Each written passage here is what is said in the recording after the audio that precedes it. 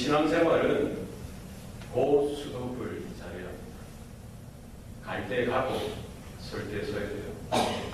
우리가 운전하는 것, 주행하는 것, 잘 이렇게 가는 것, 이건 좀 쉽죠. 쫙 가는 것. 그런데 서야 할 때 서지 못하면 큰 사고가 납니다.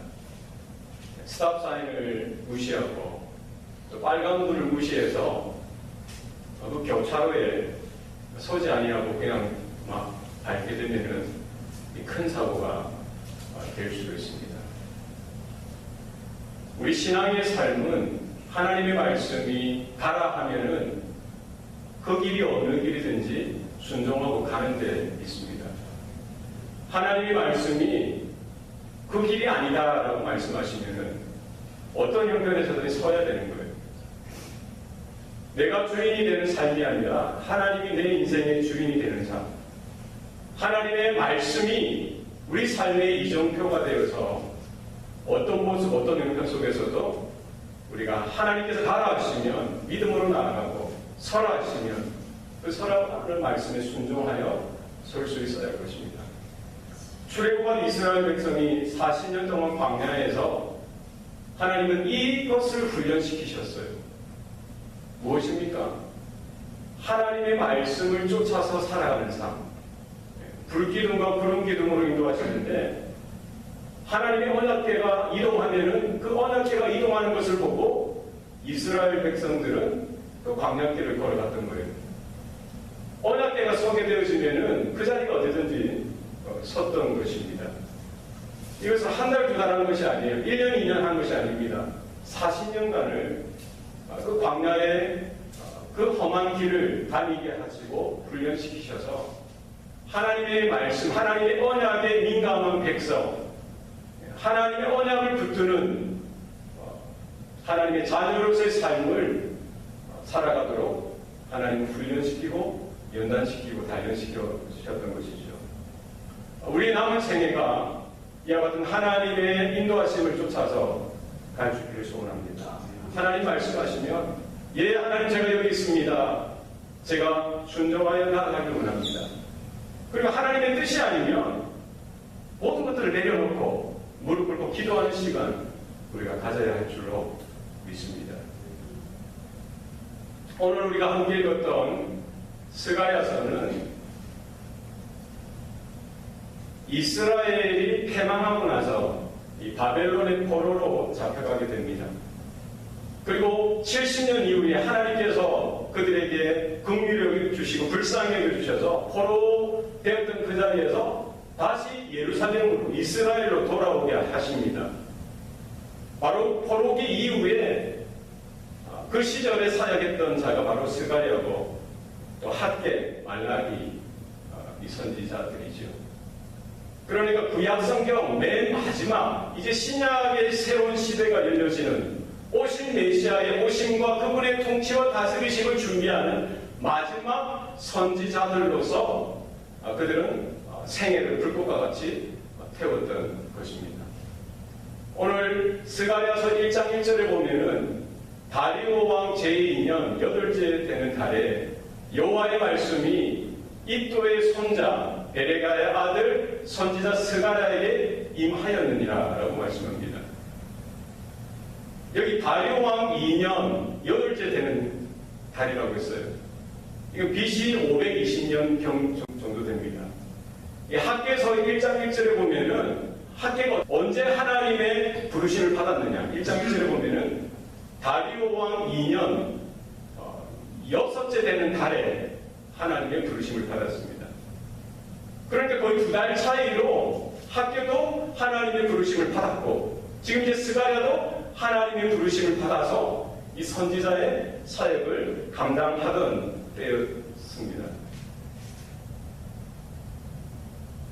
스가랴도 그렇고 학교도 그렇고 우리 2세, 3세들처럼 우리 자녀들은 대부분 이제 미국 땅에서 태어나지 않았습니까? 그것처럼 이 스가랴도 이제 포로된 그 땅에서 바벨론에서 태어나고 자랐던 것입니다.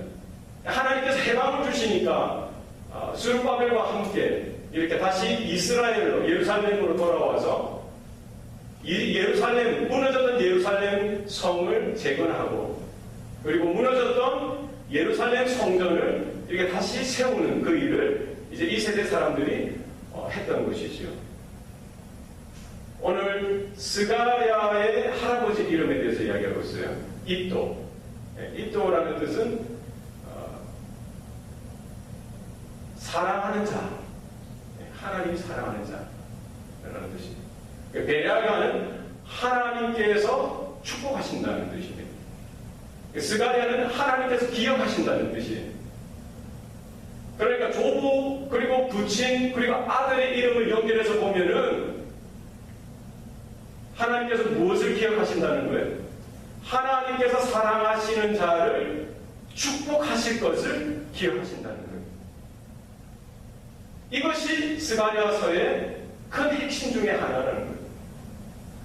심판받아 멸망받을 그 인생들, 그 나라 가운데 그래도 하나님께서 사랑하시고 인애하셔서 하나님은 그들을 기억하시고 그들을 축복하시마, 그들을 은혜 주시마 하나님께서 기억하여 주신다는 것입니다.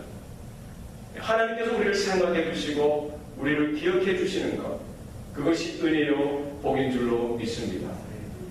심판받아서 이렇게 뿔뿔이 흩어졌던 그 민족들, 그 사람들을 하나님은 여전히 사랑하셔서 끝내 하나님의 구속사 가운데에 축복하시겠다고 하나님은 마음의 영원한 작전 가운데 기억하시고 다시 그들을 불러주시는 것이지요. 이렇게 다시금 하나님의 은혜로 예루살렘으로 돌아온 그 포로기 이후 세대 이스라엘 백성들을 향해서 하나님은 하나님의 말씀을 그들에게 전달하기를 원하셨던 거예요.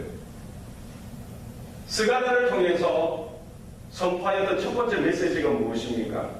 오늘 2절 말씀입니다. 2절 말씀. 다 같이 한번 읽도록 하겠습니다. 시작.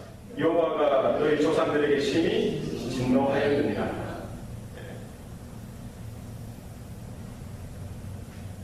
이스라엘 역사 가운데 부정적인 과거에 대해서 하나님은 언급하시는 거예요. 하나님은 은혜를 주시고 복을 주시고 구원을 주시고 회복을 주시기에 앞서서 그들의 과거에 대해서 다시 한 번 더 언급하시고 너희들이 폐역했던 그 자리, 너희들이 심판받았던 그 자리를 기억하라라고 말씀하고 있는 것입니다. 여호와께서 바로 너희 조상들에게 심히 진노하셨다는 거예요. 하나님은 언약의 하나님이십니다.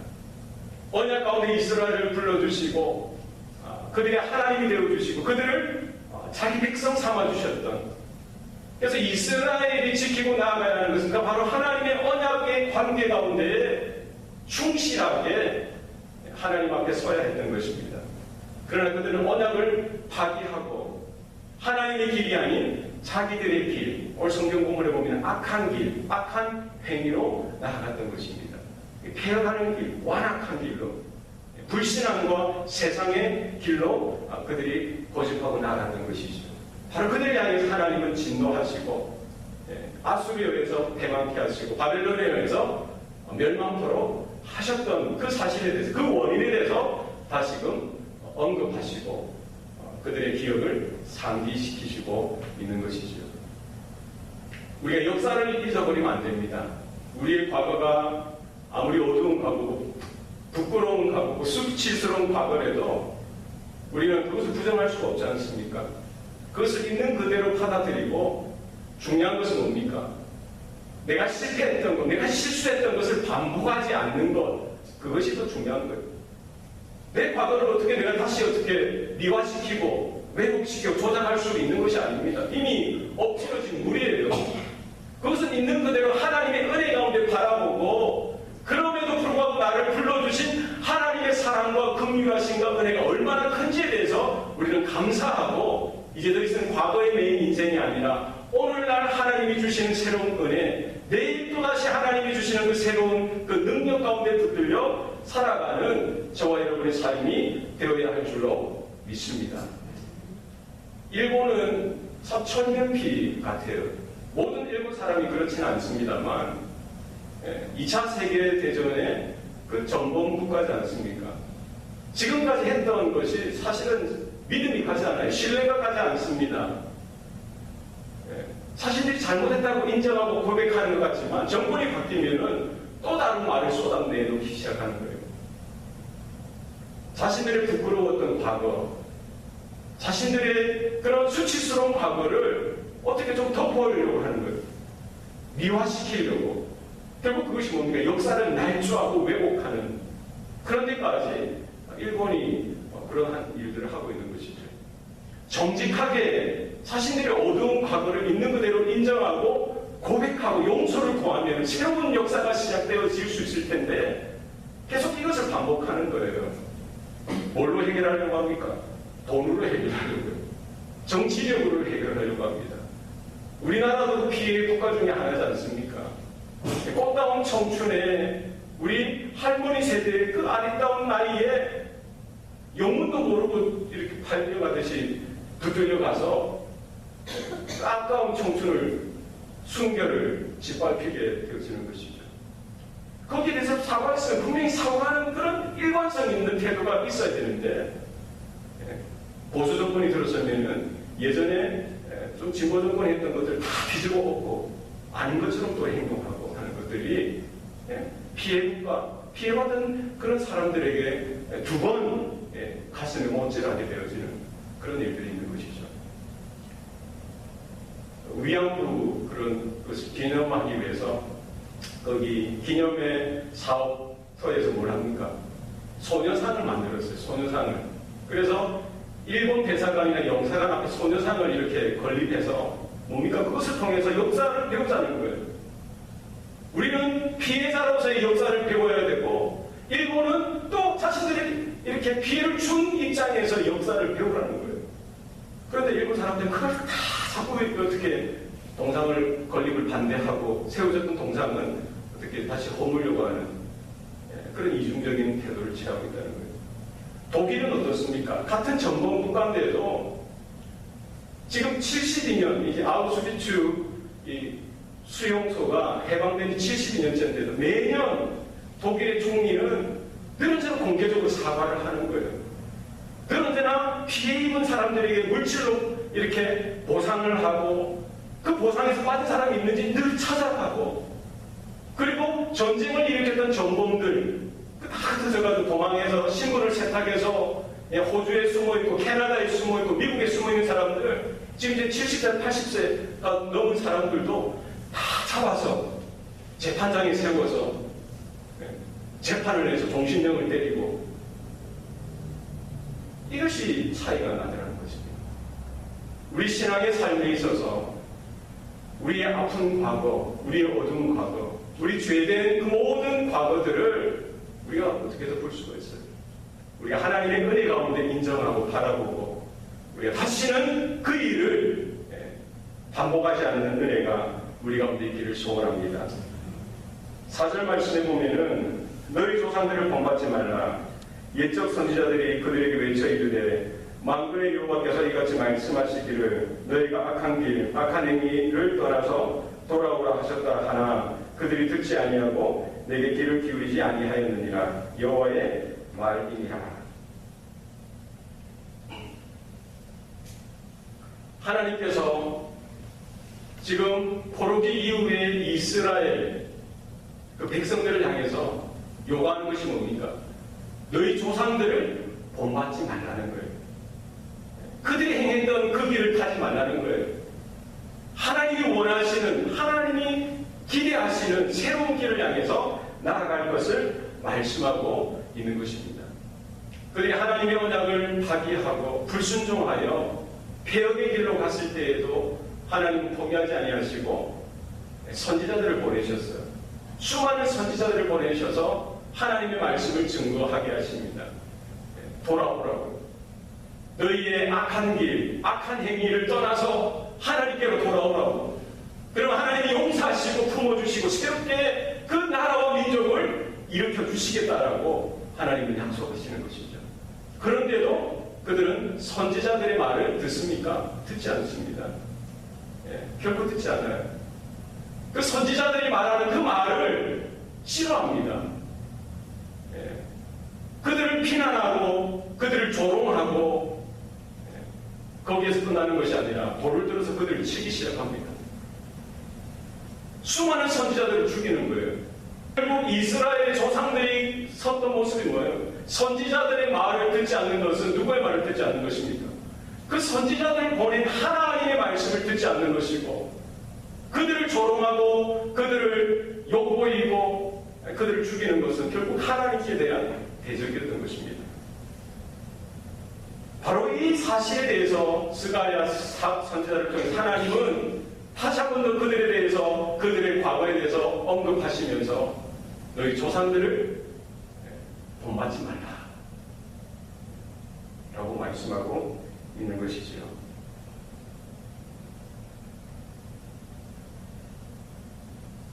우리에게 하나님께서 말씀하실 때에 그 말씀에 따라서 그 은혜 가운데 우리의 과거를 돌아보고 우리의 연약하고 상처 입은 또 우리가 죄 가운데 넘어졌던 이 모든 모습들을 바라보면서 우리가 다시 넘어졌던 그 자리에서 넘어져서는 안 될 것입니다.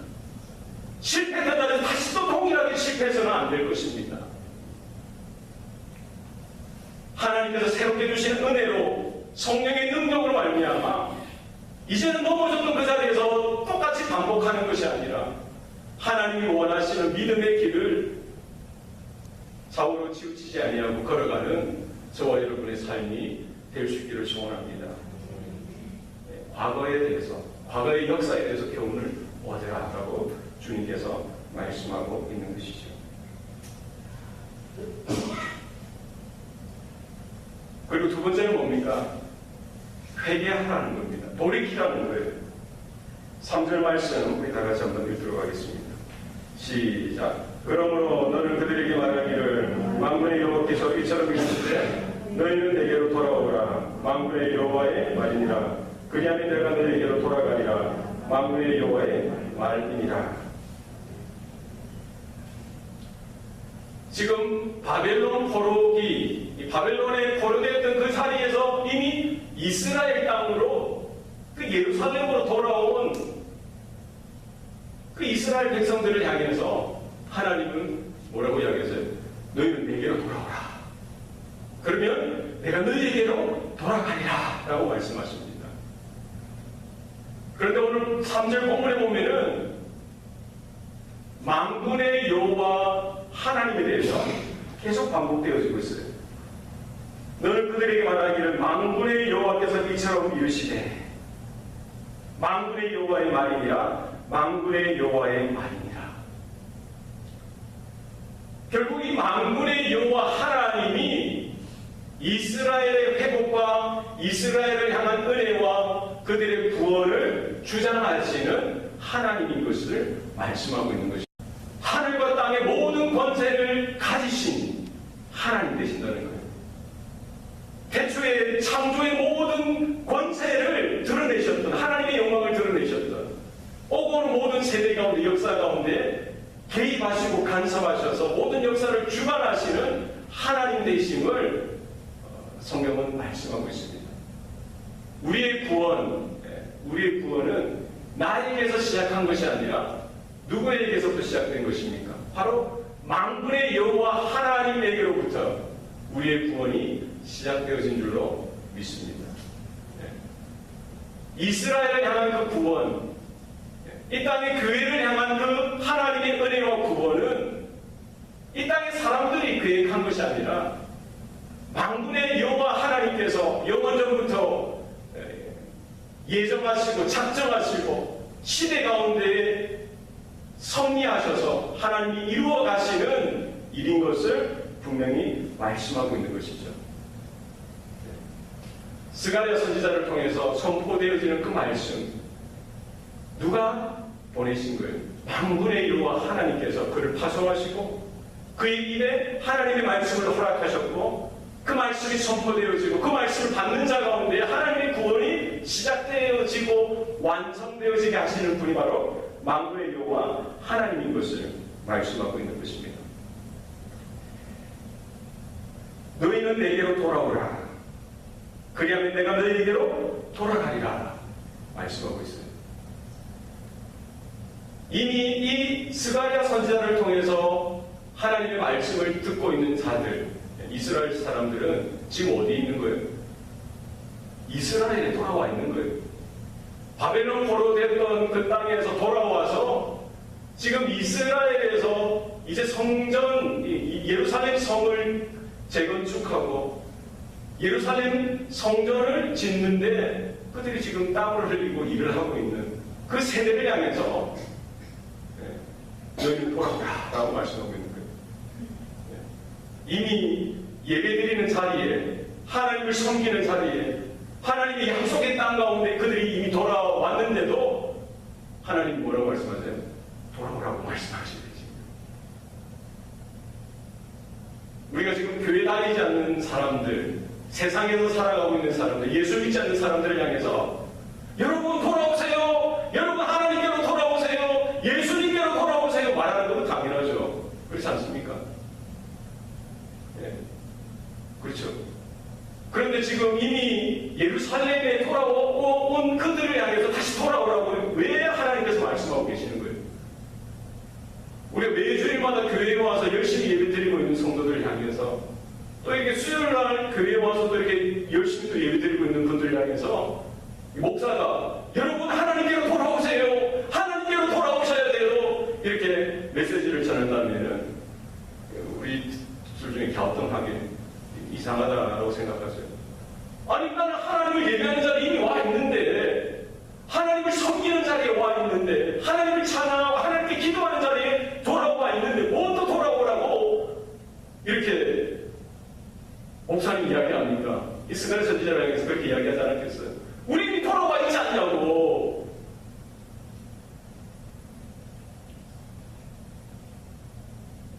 하나님이 원하시는 것은 그들의 몸뿐만 아니라 그들의 마음, 그들의 중심, 그들의 심령이 하나님께로 돌아오기를 원하시는 것입니다. 우리가 성전들만 밟고 가는 것, 그것은 누구든지 할 수 있는 거예요. 우리는 날마다 예배드리는 그 자리가 하나님께로 돌아가는 자리가 되어야 할 줄로 믿습니다. 우리가 무릎 꿇는 그 자리가 하나님께로 돌아가는 자리가 될 수 있기를 원합니다. 우리가 찬양 드리는 그 자리가 우리 하나님께로 돌아가는 자리가 되어져야 할 줄로 믿습니다. 이스라엘 그 조상들은 그러지 못했어요. 그들도 성전을 가꾸고 성전을 아름답게 꾸미고 성전 제사에 누구보다 열심히 있었습니다. 수많은 그 제사들, 수많은 그 수만의 그 양들, 염소들, 송아지들, 그들의 피를 뿌려서 하나님의 제단에 그 제사 드리고 했던 것이죠. 그러나 하나님은 그 이스라엘 조상들이 드렸던 모든 그 제사 예배를 역겨워했다고 성경 말씀하고 있습니다. 몸은 분명히 성전에 나와 제단에 나와서 예배드리고 제사를 드리는데 피를 뿌리고 하나님 앞에 나가려고 하는데 돌아서서는 그 마음에 하나님만 담아야 될 마음에 누구도 담고 세상도 담을 거예요. 바알도 담고 아세라도 담고 세상의 번영, 성공적인 그런 헛된 욕심을 다 담아내는 거예요. 하나님만 사랑하고 하나님께만 드려져야 될 그 마음에 세상에 잡다한 것을 다 담는 것이죠. 하나님께서는 성전이 재건축되어지는 것도 중요하지만 거기에 앞서서 포로되었던 그 땅에 돌아온 모든 이스라엘 백성들을 향해서 너희들은 나에게로 돌아오라. 너희들이 조상들이 했던 그것을 본받지 말라는 거예요. 다시금 그들이 걸었던 그 악한 길을 다시 밟아가지 말라는 거예요. 나에게로 돌아오라는 거예요. 몸만이 아니라 너희 마음, 너희 심령이 나에게 새롭게 돌아오는 그 자리에 서라는 것입니다.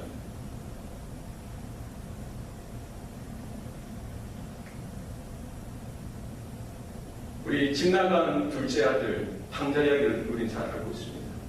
아버지 재산을 다 받아서 먼 나라에 가서 상기들과 함께 그 아버지에게 받은 모든 재산을 허랑방탕하게 다 써버리고 그리고 나서 몸에 생고생을 하게 돼 죽을 고생을 합니다.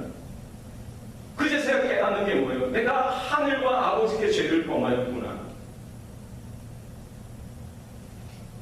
내가 아들로서 가는 것이 아니라 품꾼의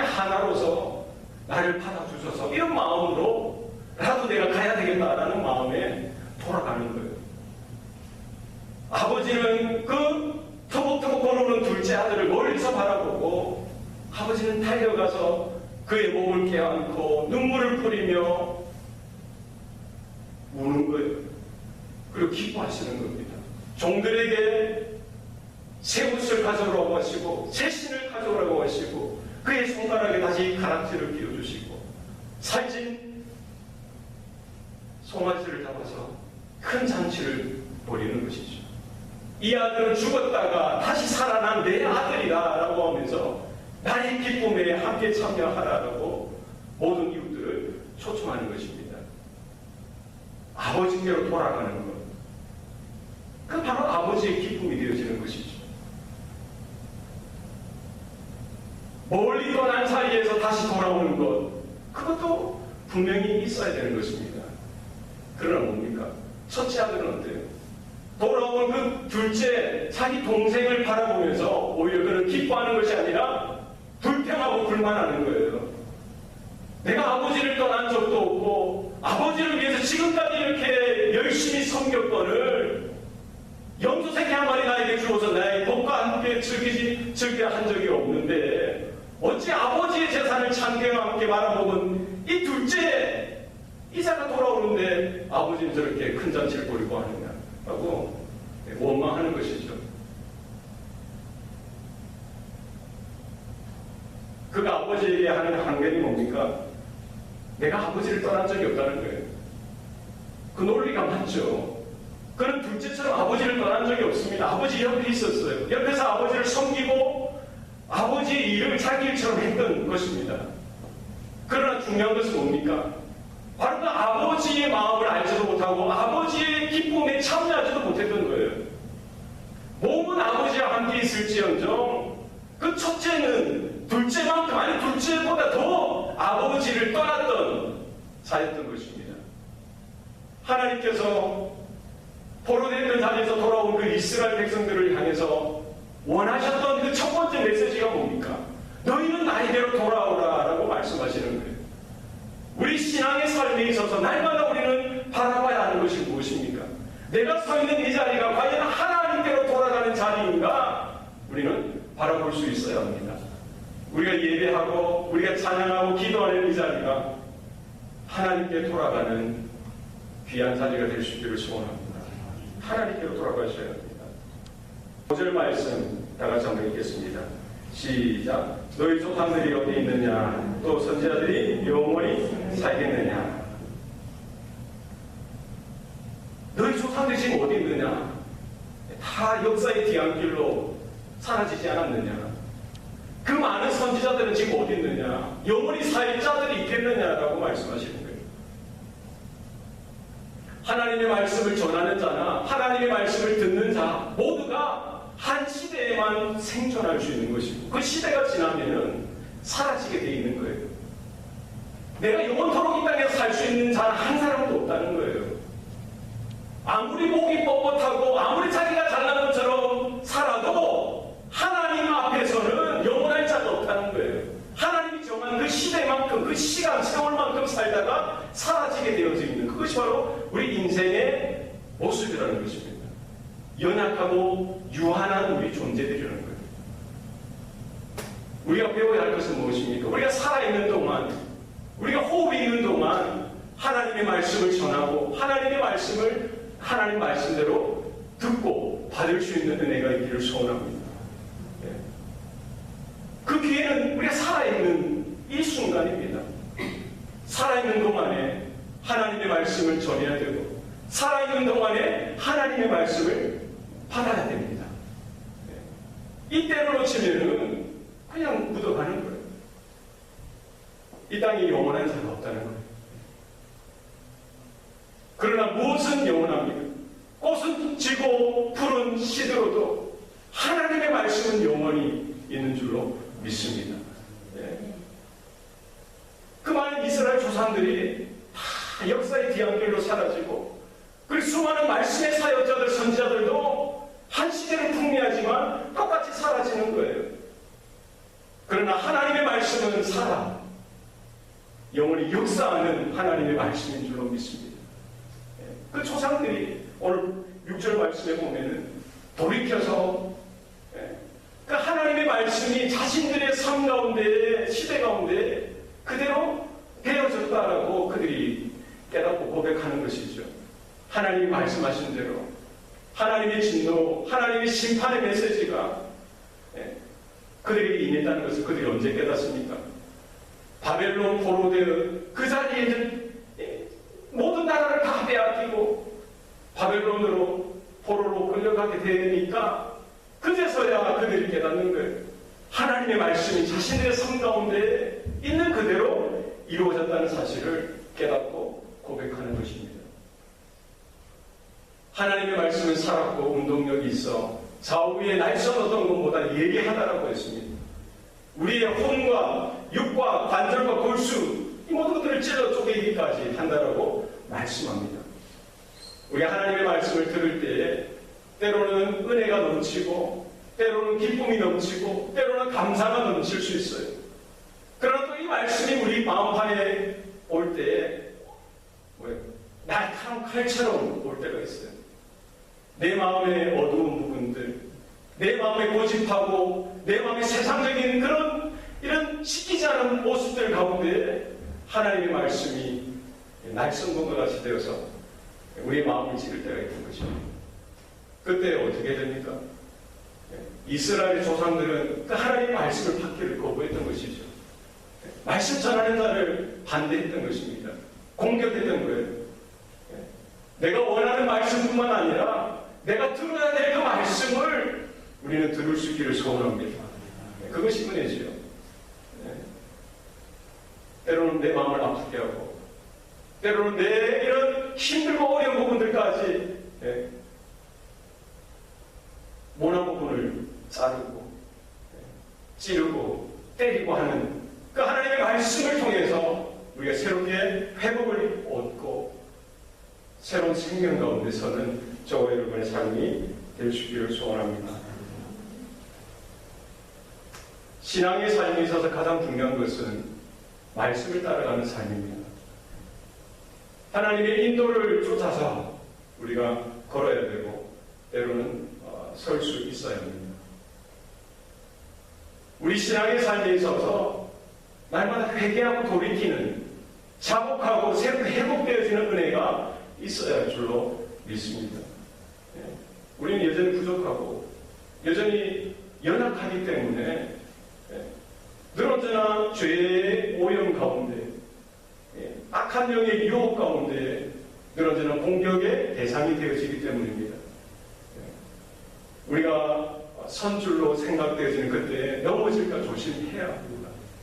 우리 날마다 말씀의 조명을 받아서 내가 지금 서 있는 자리가 어디 있냐, 나의 삶의 방향이 지금 어디를 향해 가고 있느냐 날마다 우리가 바라볼 수 있기를 소원합니다. 과거에 죄된 자리로 세상의 그 넓은 길로 향해서 우리의 마음이 빼앗기고 있지 않는지 우리 살펴야 합니다.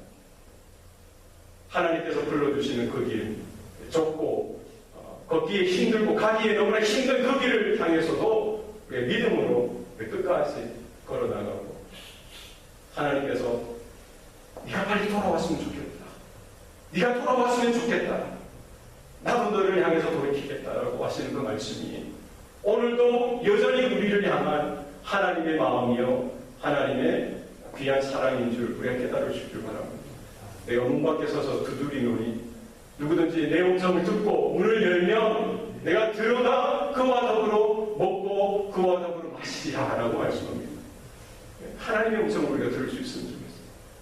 두드리는 그 음성, 우리를 부르는 그 음성을 우리가 듣고 날마다 마음의 문을 열고 이 마음의 문을 여는 게 우리가 돌이키는 거예요.